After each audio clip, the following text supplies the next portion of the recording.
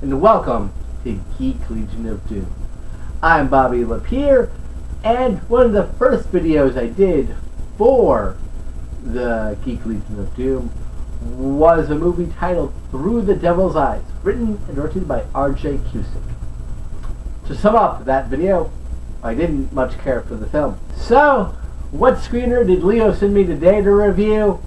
Why, none other than the new film from R.J. Cusick, Keeping Justice. So, is it an improvement over his first movie? Is it equally as bad? Is it worse? Let's find out.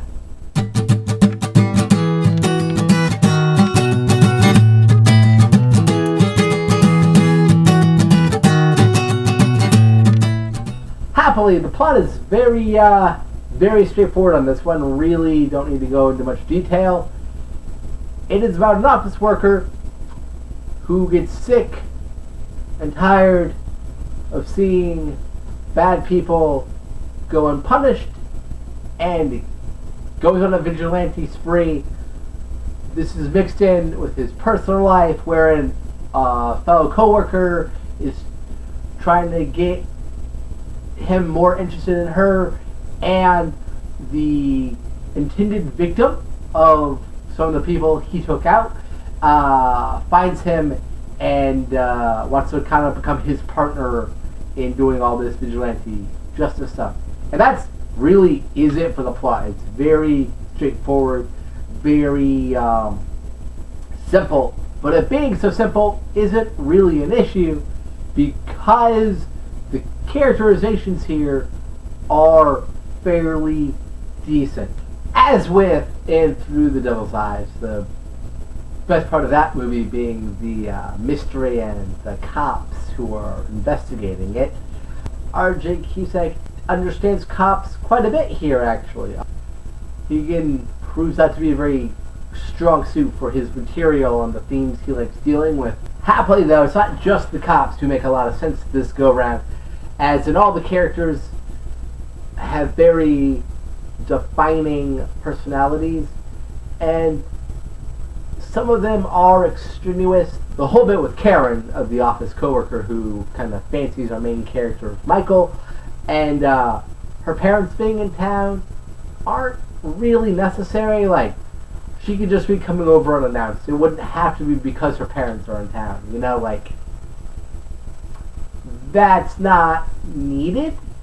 But it's a much more focused film than the last entry of his I saw, and thanks to that, it feels much more cohesive with a stellar ending. This movie builds up to a certain point and then has to make a decision. In my opinion, it makes the right decision, and that gives it a really strong finale that I think is worth the rest of the movie's flaws and all. The other flaw within the film is some of the dialogue feels very awkward and forced, and some of the actors are not able to overcome that stumbling block whatsoever. Most of the actors are able to, though. Playing the up-and-coming vigilante justice dealer outer person is Hayden, Mackey, and he's pretty good most of the time, especially when talking to Sarah, the person he saved, about becoming a vigilante and the energy that brings into his life and that sort of thing. He does an excellent job. Sarah is played by Carla Alvarez, and she does an equally as good job here and is brimming with enthusiasm and joy, and their scenes together, Michael and Sarah's scenes together, are the highlight of the movie for me. Karen is played by Anna McShane, and she's good. She doesn't have a ton to do except be a little bit pouty and try to convince Michael to like her. So I'm not really sure if it's the actress or the writing in that regard, but she's not bad. She's just not stellar either, if that makes sense. Playing Officer Diora and Officer Mitchell are Peter Ivanova and Matt Cedarberg, respectively, and they are on the case, not just for the vigilante killings, but a bunch of other things have been going on. Like, the reason Michael meets them is because a purse gets stolen, and the lady doesn't give it up, so she gets stabbed, and he calls the cops because of that. That lady dies. They are really good. They work very nicely. They're very believable as cops. Their dialogue is very believable in terms of them being cops. All that comes together in a nice package. Directing and style-wise, this isn't quite as ambitious as Through the Devil's Eyes. It's pared down a little bit.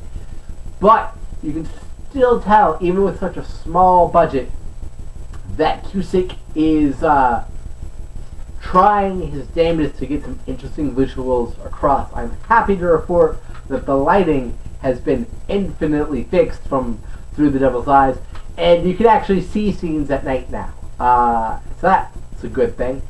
I am as surprised to have enjoyed this as much as I did as you guys are. It didn't really come up in my review paper. There's a really crazy claymation sequence in the film that's very awesome and entertaining. One of the ways of looking at a film is the amount of money at its disposal versus what the movie's trying to do and how successful it is at that type of stuff. Given the amount of money at its disposal, given what it's trying to do, given how successful Keeping Justice is, I'm going to give it a 7 out of 10. If you hate movies that look like they were recorded off of a $100 camcorder bought off of a Walmart shelf, then downgrade that to a 6. You're going to have fun with it thanks to strong acting and an engaging vigilante plot that you kind of seen before, but it does go in a direction that makes it a little more clever than just another vigilante story, if that makes sense. As always, I would like to thank Leo for having me back here on the Geek Legion of Doom. I've been your host, Bobby, and you can find me at Terribly Fun Films. Thank you for watching, and I'll see you next time.